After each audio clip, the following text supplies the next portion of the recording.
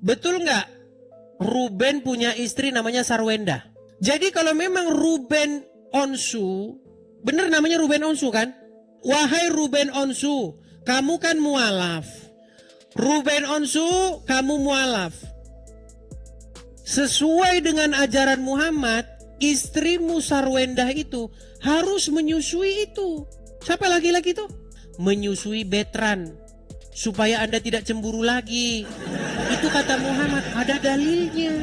Saya tahu banyak orang mualaf cuman pengen pansos dan cari panggung supaya orang muslim senang-senang dan beli daganganmu. Saya kasihan dengan orang-orang Islam. Banyak orang Islam ini botolnya setengah mati. Ada orang mualaf, mereka mualaf. Dia nggak tahu yang mualaf saja. Dia nggak peduli dengan agama Islam. Contohnya siapa? Deddy Corbuzier. Dulu Deddy Corbuzier itu nggak ada dulu anunya. Subscribersnya nggak ada. Ada kamu pikir subscribers dia? Nggak ada. Lalu dia punya ide cemerlang. Wah, mualaf gue ini kayaknya ini biar keren. Dia mengundang Gus Miftah. Mualafnya pengen disiarkan di beberapa stasiun televisi. Tapi stasiun televisi sudah baca gelagatnya Deddy Corbuzier. Tapi orang Islam, Corbuzier mualaf. Melejit channel dia, laku dagangannya. Kamu lihat aja dari cara dia ngomong, Deddy Corbuzier. Setelah dia masuk Islam, ada nggak dia ke ustad-ustatan, dahinya kehitam-hitaman? Ada nggak? Nggak ada. Ada dia pakaiannya langsung cingkrang-cingkrang begitu kayak Arie Untung. Kalau istri Anda menyusui laki-laki lain yang sudah dewasa, menurut Anda itu perbuatan cabul atau tidak? Kalau ada seorang dukun bilang sama istrimu, taruhlah istri Anda namanya Siti, susuilah si fulan, laki-laki lain yang sudah dewasa. Menurut Anda, ini si dukun ini mengajarkan perbuatan cabul nggak? Sayur asem. Ya, siap. Anda setuju nggak? Kalau orang sungguh-sungguh mendalami agama Islam, dia pasti akan meninggalkan agama Islam. Abang bertanya setuju atau tidak gitu. Saya menjawabnya, ini saya jawabannya. Mulai dah akrobat. Bang, simpel pertanyaan saya. Jika orang sungguh-sungguh mempelajari agama Islam, jika orang sungguh-sungguh mengetahui tabiat Muhammad, maka orang tersebut akan meninggalkan Muhammad dan agama Islam. Setuju atau tidak? Kalau orang-orang apa ke saya ini maksudnya? Orang-orang, saya tidak setuju. tidak setuju. Baik, kita tes ya. Mau kita tes? Mangga. Baik, kita tes. Nih, coba Bang, kalau istri Anda menyusui laki-laki lain yang sudah dewasa, menurut Anda itu perbuatan cabul atau tidak? Kalau keterangan contoh yang itu, saya tidak setuju. Kalau yang itu ya, yang dicontohkan abang ini yang mana? Bang, dengerin. Anda punya istri kan? Tadi saya dengar suara istri Anda. Anda punya istri kan? Kan analoginya gini, Bang. Analoginya gini. Mulai angel tenan tuturan. Angel tenan tuturan. Bang, dengerin pelan-pelan. Anda punya istri kan? Suara istri Anda tadi saya dengar masih di samping kan? Ya, siap. Oke. Kalau ada seorang dukun bilang sama istrimu, "Hei, Siti," taruhlah istri Anda namanya Siti. susuilah si fulan, laki-laki lain yang sudah dewasa. Menurut Anda, ini si dukun ini mengajarkan perbuatan cabul nggak? Kalau yang diceritakan diumpamakan sama abang ini, saya katakan cabul. Cabul. Baik, kita Kalau yang tes ini sekarang. Sebentar. Kita tes sekarang. Oke, kita tes. Di dalam sebuah hadis, Kalau yang ini ya. oke, di dalam sebuah hadis ada seseorang bernama Sahlah binti Suhail. Ya, siap. Dia Berarti sebuah memiliki peristiwa suami. Berarti sebuah peristiwa itu ya. Ya. Sahlah binti Suhail ini memiliki seorang suami bernama Abu Huzaifah. Terus Lalu datanglah Sahlah binti Suhail ini kepada Muhammad. Ya Rasulullah, wajah suamiku itu sangat cemburu sehubungan dengan adanya Salim, laki-laki lain di rumahku yang sudah dewasa. ya, terus Lalu solusi kata Muhammad adalah susuilah si Salim itu katanya. Anda tahu itu? Saya tidak tahu. Tidak tahu, pantesan masih Islam. Begini. Saya mau belajar dari abang mau belajar. Baik, Silakan, terus begini. saja. Jadi Muhammad menyuruh seorang wanita menyusui laki-laki yang sudah dewasa, tetapi laki-laki itu bukan suaminya. Ya, terus Kalau kita menggunakan standar yang sama, berarti Muhammad menyuruh suatu perbuatan cabul nggak? menyuruh perbuatan cabul enggak? Nah, mulai standar ganda. Kalau orang lain yang bukan Muhammad yang nyuruh begitu, berarti cabul nggak? Enggak, maksudnya ini peristiwa itu ada atau enggak? Ini saya mau belajar. Baik, Mau ada atau tahu. enggak katanya. Baik. Memang mereka pantes Anda masih Islam, pantesan. Karena saya dicerdaskan sama Bang Edis karena Baik. kenapa saya kuat di Islam karena dicerdaskan sama Bang Edis. Baik. Kita akan kutipkan ya. Walaupun ini kita sering, tapi ini banyak orang Muslim tidak tahu ini hadis ini, teman-teman. Kita akan tunjukkan hadis-hadisnya. Ya, siap. hadisnya bukan 1-2 bang, banyak bang. Hadisnya itu banyak sekali. Iya, Baik. ya. Makanya mau belajar dari Bang Edis nih karena saya tertarik. Bang Edis sangat tertarik belajar apa itu tentang Muhammad gitu. Iya, saya sangat tertarik menyadarkan orang-orang Islam tentang kelakuan Muhammad karena banyak orang Islam nggak tahu siapa Muhammad sesungguhnya. Baik. Makanya dengan seperti itu saya semakin yakin dengan Muhammad gitu. Iya, karena Anda tidak tahu hadis ini. Nanti setelah Anda tahu ini, Anda semakin yakin ingin meninggalkannya. Baik. Saya bacakan ya Bang ya. Gimana? Ya, siap. Dari Aisyah bahwasanya Salim bekas budaknya Abu Huzaifah ikut bersama Abu Huzaifah dan keluarganya di rumah mereka. Sebentar Bang. Hadis itu riwayatnya siapa? Saya tanya dulu. Riwayatnya hadis riwayat Muslim. Iya, siapkan. Ya. Baik. Terus lanjut. Jadi dikatakan begini. Lalu Nabi Muhammad siapa namanya istrinya Abu Huzaifah ini yang namanya Sahlah datang kepada Nabi dan berkata, sesungguhnya Salim telah balik dan akalnya pun sebagaimana umumnya orang dewasa.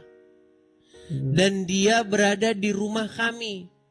Sedangkan aku menyangka pada diri Abu Huzaifah, suaminya dia, ada sesuatu kecemburuan berkenaan dengan hal itu.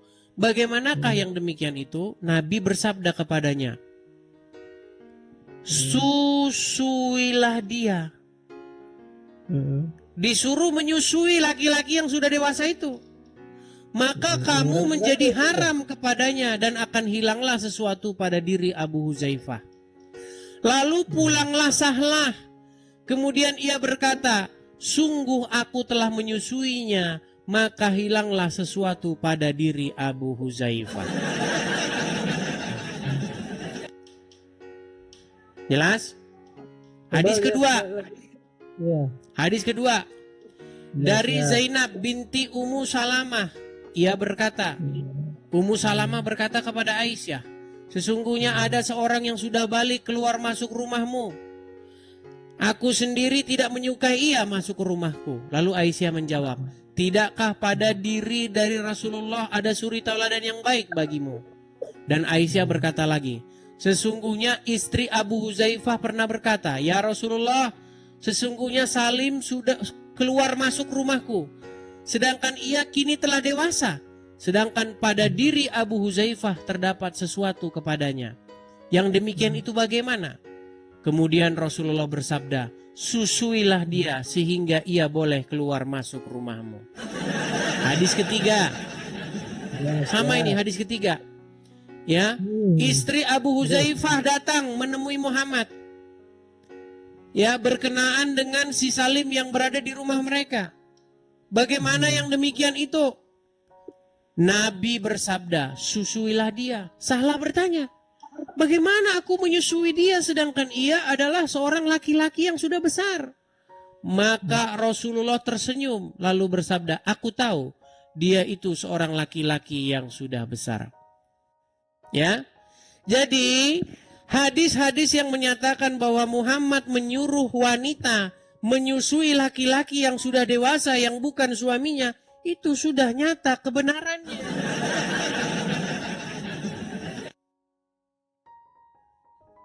Sekarang Anda setuju nggak dengan hadis-hadis tersebut?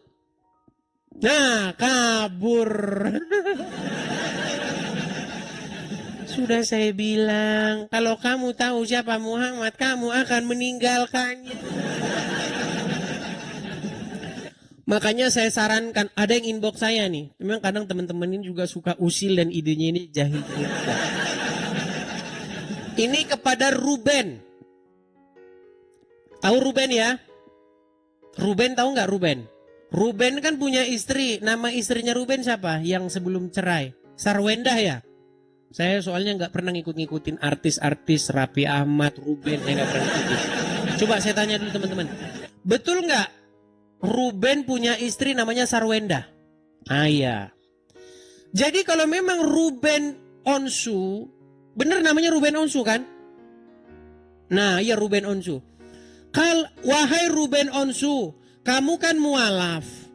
Teman-teman tolong rekam, kemudian sampaikan kepada Ruben. Ruben Onsu. Ruben Onsu, kamu mualaf. Sesuai dengan ajaran Muhammad, istrimu Sarwendah itu harus menyusui itu. Siapa laki-laki itu namanya? Siapa laki-laki yang tinggal bersama dengan Sarwendah? Siapa namanya? Teman-teman coba di kolom komentar siapa namanya? Betran. Nah, rekam yang bagus. Kepada Ruben Onsu yang mualaf, saya Edis TV yang sangat mengerti agama Islam memberi pesan kepada Anda Ruben Onsu. Sesuai ajaran Muhammad, Anda harus menyuruh istri Anda Sarwendah menyusui Betran supaya Anda tidak cemburu lagi. Itu kata Muhammad, ada dalilnya.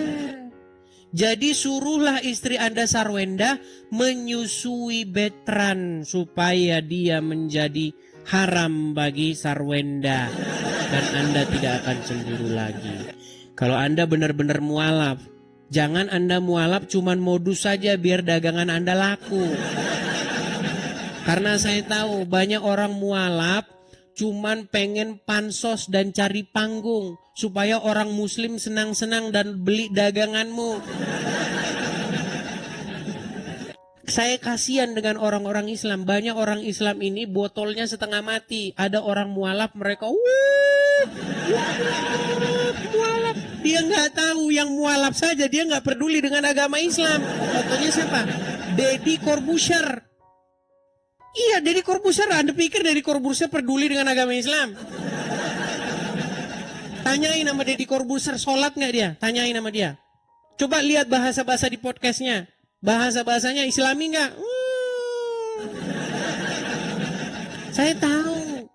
Dulu Deddy Corbuzier itu nggak ada dulu subscribersnya nggak ada. Ada kamu pikir subscribers dia nggak ada. Lalu dia punya ide cemerlang. Wah mualaf gue ini kayaknya ini biar keren. Iya. Dia mengundang Gus Miftah. Mualafnya pengen disiarkan di beberapa stasiun televisi. Tapi stasiun televisi sudah baca gelagatnya Deddy Corbuzier. Tapi orang Islam, Corbuzier mualaf.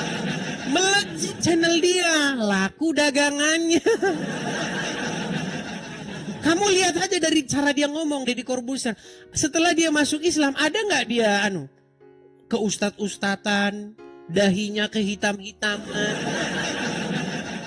Ada nggak? Nggak ada. Ada dia pakaiannya langsung cingkrang-cingkrang begitu kayak Arie Untung.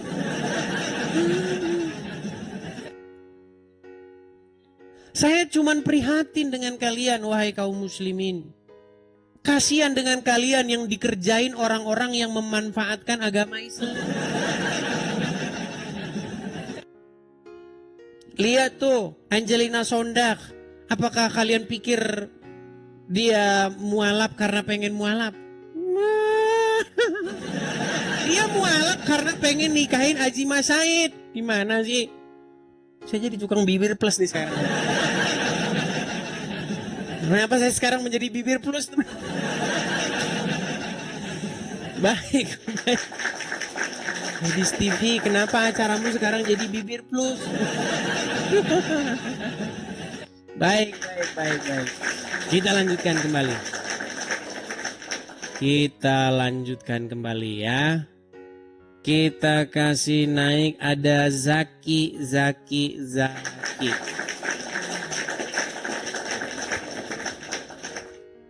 Iya, banyak orang mualaf itu cuman pansos biar kalian tahu. Kasihan saya dengan kalian itu. Ya silakan Zaki, nyalakan kamera Anda. Ntar desa. Ya, mau bahas apa ini lagi Zaki? Apa cerita kok ribut kali? Cerita bagaimana Muhammad menyuruh hal-hal yang mesum. Ada aja pula bahasa ya yang mesum. Coba, kalau Anda punya istri kan? Udah Edis. Oke. Bayangkan kalau istri Anda disuruh menyusui pria lain yang sudah dewasa. Berarti orang yang menyuruh istri Anda melakukan seperti itu adalah orang yang menyuruh istri Anda berbuat mesum, betul? Iyalah pula kalau seperti itu caranya. Oke. Benarkah Muhammad menyuruh hal yang serupa dengan itu? Nggak ada. Nggak ada. Edis, Seorang wanita bernama Sahlah. Sebentar. Seorang wanita bernama Sahlah datang menemui Muhammad perihal adanya kecemburuan di raut wajah suaminya karena ada pria lain yang tinggal bersama dengan mereka di rumah. Seperti misalnya Sarwenda, istrinya Ruben, ada laki-laki lain di rumah itu selain Ruben, namanya Bertrand atau apa? Bertrand. Anak angkatnya itu Edis. Iya, anak angkatnya. Persis kejadiannya begitu, persis kayak begitu kejadiannya. Lalu Sahlah ini mengadu kepada Rasulullah. Ya Rasulullah, wajah suamiku itu merengut cemberut. Kritik wajah suamiku itu karena ada laki-laki lain di rumah. Padahal laki-laki itu anak angkat dia. Namanya Salim. Lalu apa kata Muhammad? Tahu nggak apa kata Muhammad kepada Sahlah itu? Apa katanya? Susuilah si Salim itu. Disuruh disusui. Lalu Sahlah terheran-heran dengan perintah Muhammad yang cetar membahana. Ya Rasulullah, Astagfirullah ya Rasulullah. Bagaimana saya susui? Si Salim itu sudah dewasa. Dia sudah berjanggut. Muhammad tersenyum dan berkata, saya tahu bahwa dia sudah dewasa. Singkat cerita, disusuilah si Salim itu oleh Sahlah. Dan si Sahlah melapor kembali kepada Rasulullah. Ya Rasulullah, sekarang suamiku tidak cemburu lagi. Bayangin ceritanya, bayangin. Itu fakta atau cerita dongeng? Fakta atau cerita dongeng? Baik. Itulah sebab musababnya Anda masih Islam, Zaki. Kita tampilkan. Kita sampai capek kita menampilkan hadis ini, teman-teman. Sungguh nekat yang nyata mereka. Perhatikan. Itu sahih atau tidak tuh apa, Adik Edis? Ini bukan cuman sahih, mutawatir. Diriwayatkan dalam banyak hadis-hadis. Nih ya. Perhatikan. Ini hadis pertama. Dari Aisyah dan seterusnya, kita ambil intinya saja nih ya. Sesungguhnya Salim telah balik dan akalnya pun sebagaimana umumnya orang dewasa. Dia berada di rumah kami. Sedangkan aku menyangka bahwa pada diri Abu Huzaifah, suaminya dia, ada kecemburuan. Berkenaan dengan hal itu, bagaimana yang demikian itu? Nabi bersabda kepadanya, susuilah dia, maka kamu menjadi haram kepadanya. Dan akan hilanglah sesuatu yang ada pada diri wajah suamimu, Abu Huzaifah. Lalu Sahlah pulang.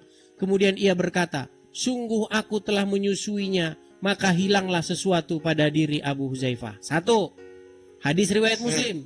Hadis kedua, ya, dari Aisyah dan seterusnya. Aisyah mengatakan, tidakkah ada pada diri Rasulullah terdapat suri teladan yang baik? Ya, istri Abu Huzaifah pernah berkata, ya Rasulullah, sesungguhnya Salim keluar masuk rumahku, sedang ia kini telah dewasa. Sedang ada pada diri Abu Huzaifah terdapat sesuatu terhadapnya. Yang demikian itu bagaimana? Kemudian Rasulullah bersabda, susuilah dia. Hadis kedua. Hadis ketiga, Sahlah berkata, bagaimana aku menyusuinya, sedangkan ia adalah seorang laki-laki yang sudah besar. Maka Rasulullah tersenyum lalu bersabda, aku tahu bahwa dia itu laki-laki yang sudah besar. Kurang berapa banyak hadisnya? Iya, Anda terherman-herman kan sekarang? Ternyata kelakuan Nabiku kayak begini. Itu dulu para sahabat mengutip hadis itu, Edis, itu dari orang yang sudah tua renta. Jadi hadis itu diambil dari riwayat Muslim tadi ya. Itu hadis tidak sahih, Edis. Palsu. Bukan palsu, tidak sahih. Karena diambil dari orang tua yang udah renta yang mulai pikun. Pikun lupa artinya ya. Berarti tidak benar isi hadis itu. Bisa dibilang seperti itu. Oke. Seperti pernyataan saya. Ketika seseorang sungguh-sungguh mendalami agama Islam, sungguh-sungguh belajar hadis, maka dia akan menyimpulkan bahwa isinya berupa kebohongan, betul? Bisa dibilang seperti itu. Artinya benar yang saya katakan. Jika Anda sungguh-sungguh belajar hadis, sungguh-sungguh mendalaminya pada suatu malam, maka keesokan paginya Anda akan menelpon tukang loak dan berkata kepadanya, wahai tukang loak, tolong bawa buku ini dari rumahku dan buatlah ini untuk bungkus pecel. Betul?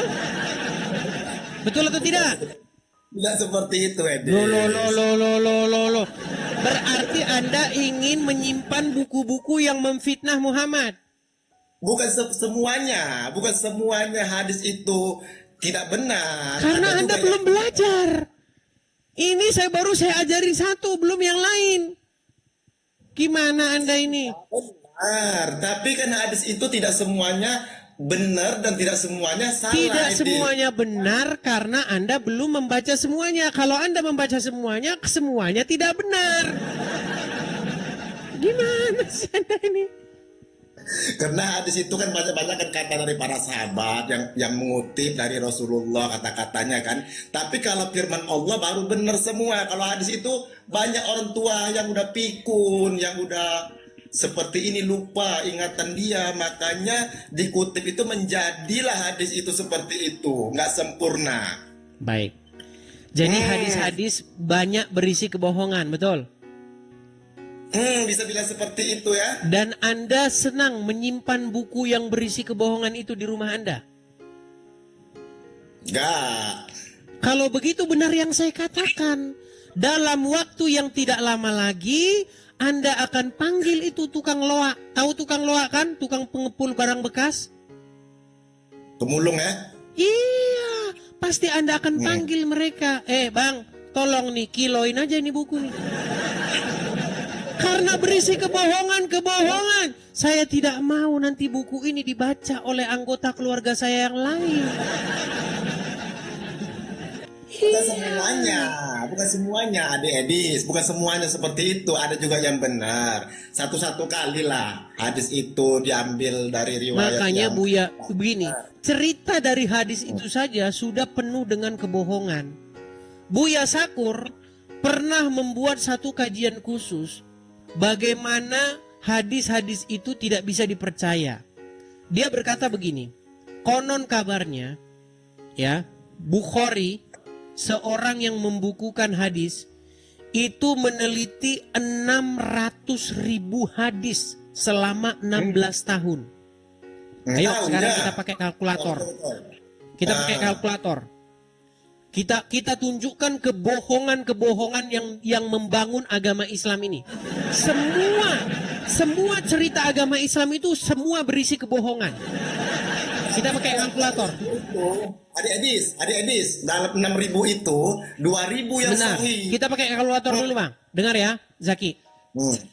600.000 hadis. Menurut buku pembuka, kata pengantarnya itu, Bukhari 16 tahun lamanya menyortir hadis-hadis dari 600.000. Kita bagi 16. 600.000 dibagi 16, 37.500 setahun. Kita bagi 12. 3.125 per bulan. Kita bagi 30. 104 hadis. Bayangin. 104 hadis. Kita buletin 100. Kita buktikan kebohongan agama Islam. Bayangin, dalam satu hari itu tidak mungkin ada 24 jam orang bisa beraktivitas. Setuju? Setuju. Ada tidur ya? Pasti ada tidurnya. Kita bikin orang tidur 8 jam. Kita bikin Bukhari nggak punya kerjaan selain daripada menyeleksi hadis. Zaman dulu belum ada sepeda motor. Zaman dulu masih naik onta, betul? Zaman dulu belum ada HP untuk menelpon, untuk verifikasi. Bener nggak lu ngomong gini, bro? Betul nggak, bro? Kalau zaman sekarang tinggal kita telepon. Zaman dulu masih naik onta. Bayangin. Dalam satu rantai periwayat, biasanya ada beberapa orang. Fulan berkata kepada Fulan, kata si Fulan, kata si Fulan, kata si Fulan. Bayangin, sehari dia bisa menyelesaikan 100 hadis. Masuk akal nggak? Satu hari 100 hadis. dari 600.000 tadi yang dibagi tadi. 600.000 kita bagi 16 tahun. 16 tahun kita bagi 12. 12 kita bagi 30. Jatuhnya per hari dia harus menyortir 100 hadis. Masuk akal nggak? Terlalu banyak itu ya. Makanya kata Buya Sakur, jangan takut murtad. Bagaimana kita mau menyelis 100 hadis sehari? Nemuin orang-orangnya saja sudah berapa lama? Saya rasa untuk yang waras saja paling sehari itu bisa menyelesaikan 3 hadis. Itu belum tentu, itu udah capek banget. Karena kita harus nemuin si fulan. Bener nggak lu ngomong begini? Kata si fulan begini, kata si fulan begitu. Sejak Makanya saya bilang, kapan 100 hadis sehari? saya bilang sama Edis tadi, kalau seperti itu terjadinya, jadinya dalam hadis ini tidak semuanya benar dan tidak semuanya salah. Karena dalam perhitungan satu hari itu dibagi berarti tidurnya 8 jam, berarti sekitar 12 jam atau 14 jam, 100 hadis. Iya, dalam 12 jam. Bayangin, kita bagi 12. Sisa 12 jam ya. Atau 14 jam aja lah. Kebanyakan 12 kedikitan. Kita bagi 104 tadi ya. 104 kita bagi 14 jam. 1 jam dia nyelesaikan 7 hadis, bayangin. 1 jam 7 hadis. Saya rasa dulu ini si siapa Bukhari dulu dia udah punya jetpacknya GTA. Sebentar ke Abu Hurairah. Sebentar ke Aisyah. Makanya saya makanya yang saya dengar dari Edis tadi, masalah hadis itu saya tidak menganggap itu benar. Iya, makanya benar yang saya bilang Zaki. Kalau kalian sungguh-sungguh mendalami agama Islam, langkah pertama yang kalian lakukan adalah mencampakkan hadis ke tong sampah. Itu langkah pertama. Langkah kedua, Al-Quran pun Anda akan lemparkan ke tong sampah juga. Mau tes nggak? Baik. Di dalam Al-Quran surat Al-Baqarah ayat yang kedua, Zalikal kitabu la raiba fihi hudal lil muttaqin. Betul? Betul. Artinya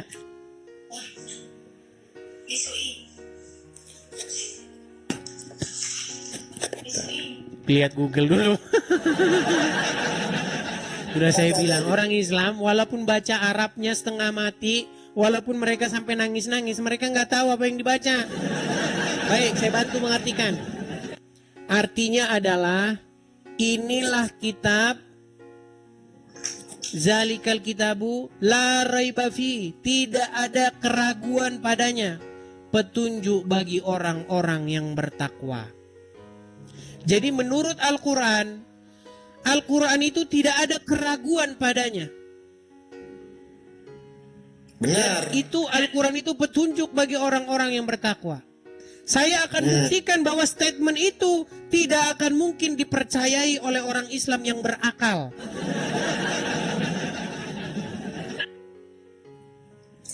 Baik, kita bicara dulu definisi biar kita nggak debat kusir. Apa pengertian tidak ragu-ragu? Pengertian tidak ragu-ragu itu adalah keyakinan yang udah tetap kokoh. Begini, tidak ragu-ragu adalah suatu keadaan di mana ada jawaban pasti. Ya. Contoh keyakinan misalnya, yang pasti. sekarang jam berapa? Kalau Anda tidak tahu antara jam 7 atau jam 8, itu berarti ragu-ragu. Artinya tidak ada jawaban yang pasti. Ya. Contoh, si Udin udah makan atau belum? Nggak tahu udah makan atau belum. Ketika tidak ada jawaban yang jelas, tidak ada jawaban yang pasti, berarti itu adalah satu indikasi keraguan-raguan. Setuju? Ya, tidak kepastian. Baik, kita buktikan. Apakah ada keraguan-raguan dalam Islam? Baik. Di dalam surat Al-Baqarah terdapat satu ayat yang berbunyi Alif Lam Mim. Apa arti Alif Lam Mim? Hanya Allah yang tahu itu, Edis. Berarti Anda tahu atau tidak? Anda punya jawaban nggak? Enggak, saya nggak tahu. Berarti Anda punya keraguan tidak? Enggak. Karena itu cuma Allah yang Alif Lam Mim itu cuma Allah yang tahu. Kita tidak ada pengetahuan dan ilmunya di situ, adik Edis. Bukankah di dalam Al-Quran dikatakan tidak ada keraguan padanya? Benar. 100%. Kalau begitu apa arti Alif Lam Mim? Hanya Allah yang tahu. Lalu menurut surat Yusuf ayat yang kedua, Quran diturunkan dalam bahasa Arab supaya kamu memahaminya, betul? Betul. Oke, apakah Anda memahami Alif Lam Mim? Tidak, hanya Allah yang tahu. Berarti pernyataan Quran diturunkan dalam bahasa Arab supaya kamu memahaminya, berarti statement itu salah, betul? Nyatanya Anda tidak paham. Iya benar. Iya, makanya sebentar lagi pun Anda akan mencampakkan Al-Quran juga. Itu dalam hal itu cuma yang itu aja, bukan semua. Banyak. Salah Apa? satu surat di dalam Al-Quran menyatakan bahwa Quran itu berisi hal-hal yang tidak jelas. Quran komentarin Quran sendiri. Bayangin. Al-Quran mengomentari dirinya sendiri bahwa di dalam Al-Quran ada ayat-ayat yang tidak jelas. Saya tunjukkan ayatnya. Ya. Sungguh Anda nekat yang nyata ini teman-teman ya. Adik Edis, yang jelas ngomongnya ya. Baik, saya tunjukkan kepada Anda bahwa ayat-ayat Al-Quran, kata Al-Quran sendiri, ada ayat-ayatnya. Perhatikan. Ini surat Ali Imran, ayat yang ke-7, betul? Apa dikatakan di sini? Dialah yang menurunkan Al-Quran, Alkitab kepada kamu. Di antara isinya ada ayat-ayat yang muhkamat. Itulah pokok-pokok isi Al-Quran. Dan yang lain ayat-ayat mutasyabihat. Tahu nggak arti mutasyabihat? Mutasabiat. Nggak tahu lagi, pantes masih Islam. Tahu mutasyabihat apa? Terus baca semuanya. Adapun orang-orang yang condong hatinya kepada kesesatan,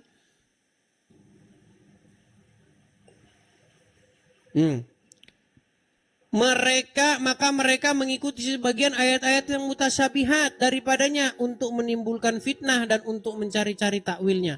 Padahal tidak ada yang mengerti takwilnya melainkan Allah. Jadi Quran bilang di dalam Al-Quran tersebut ada ayat-ayat yang tidak jelas, hanya Allah yang tahu. Makanya saya bilang Ali Imran ini ayat 7 ini mustahil ini firman Allah. Ini pasti komentar orang terhadap Al-Quran tapi dimasukkan jadi ayat.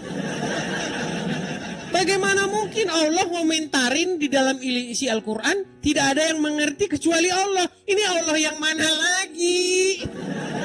Masa Allah berfirman di dalam Al-Quran tersebut ada ayat-ayat yang tidak dimengerti kecuali oleh Allah.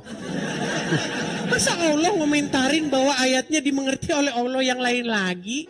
Nih, saya tunjukkan apa arti mutasabihat. Kita baca nih tafsir-tafsirnya, ya. Apa sih yang dimaksud dengan mutasabihat, Pak Ustadz? Perhatikan. Maka ayat-ayat yang lain yang mutasyabihat. Apa pengertian mutasyabihat? Baik. Nih. Mutasyabihat yang penjelasannya sulit dipahami. Sulit. Padahal Quran diturunkan dalam bahasa Arab supaya kamu memahami. Tidak ada keraguan padanya. Tapi nyatanya Allah malah bilang tidak bisa dipahami. Nih. Sulit dimengerti maknanya. Tidak ambigu sebenarnya bahasanya itu. Tidak jelas. Ya sebagian ya. Iya, berarti Anda mengakui bahwa ada ayat-ayat dalam sebagian dalam Al-Quran yang tidak jelas. Bukan tidak jelas, maksudnya sebagian yang kita nggak mengerti. Oke, apakah maknanya jelas? Apakah maknanya jelas? Maknanya jelas. Mutasyabihat jelas? Itu cuma orang yang berilmu yang tahu ya Edis. Enggak ada yang tahu kecuali Allah kok orang berilmu. Para ulama. Ulama sekalipun tidak tahu apa itu mutasyabihat. Aduh. Apakah Makanya Anda akan mengatakan bahwa ada ulama yang tahu arti alif lam mim? itu data hakikat itu. Iya, berarti tidak tahu, ulama pun tidak tahu, betul? Ya itu udah mendalam tuh Edis. Alif lam mim itu maknanya udah mendalam. Iya, saya Sebagai pun punya ayat yang sangat mendalam. Tung kriung. Nah, itu ayat saya terkenal itu. Sekarang saya tanya, panggil, Iya, kumpulkan betul. jin-jin dan para setan buat ayat semisal yang saya buat, tung kriung. Coba, apa makna tung kriung? Jangankan Itu ulama Anda, saya sendiri aja nggak tahu arti tung kriung itu apa. Iya, itulah mujizat ayat tung kriung itu. Mana Anda ini? sebagian tuh Edis. Jadi kan saya ngomong tadi macam alif lam mim tadi yang Anda kasih tahu kepada saya tadi itu memang rahasia Allah. Tungkriung Dalam juga Al-Quran itu rahasia, tungkriung.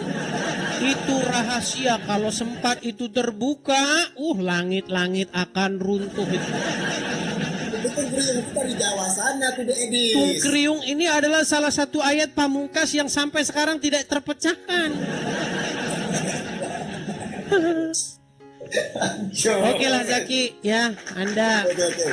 Saya sarankan kepada Anda Zaki untuk jangan berlama-lama mencampakkan hadis dan Quran kepada Saya tukang loak. masuk di sini Edis biar kepala saya sedikit biar membuat tenang gitu ya. Iya. Masuk saya ke sini. Anda harus cepat-cepat Nggak mengambil galau kali. kesimpulan sebelum terlambat nanti ya. Datanglah kepada Tuhan Yesus, jalan kebenaran dan hidup. Jangan Anda malah datang kepada orang meninggal di Arab sana. Oke, Saya itu begitu ya. Edis, Zaki, Edis, bentar loh. Saya kalau itu nggak setuju karena Gini. bentar Begini. dulu ya, saya bicara dulu ya. Silakan. Karena logika saya bermain masalah Yesus itu di umat Kristen itu adalah Tuhan, saya nggak masuk logika. Karena seperti apa? Karena tidak ada manusia menyembah manusia seperti itu, Adik Edis. Jadi saya itu tidak masuk di logika saya dan keimanan saya. menyembah itu Tidak apa ada sih? manusia Kalau yang menyembah Anda maksud manusia. begini, menyembah itu apa? Bahasa Arabnya menyembah itu apa? Kalau kita seperti ini, itu namanya kita menyerahkan diri kepada Allah Subhanahu wa Ta'ala. Kita bersujud, bukan kesungkur-sungkur ya, bersujud dengan Gini. bersungkur itu Gini. beda. Anda tadi mengatakan manusia menyembah manusia, betul? Nah, saya nggak setuju itu Oke. Bang. Nggak setuju. Apa menyembah Seperti yang Anda katakan menyembah ini dalam bahasa Arabnya apa? Ya. Hilang. Kenapa Anda hilang, Zaki? Terpental dia, teman-teman.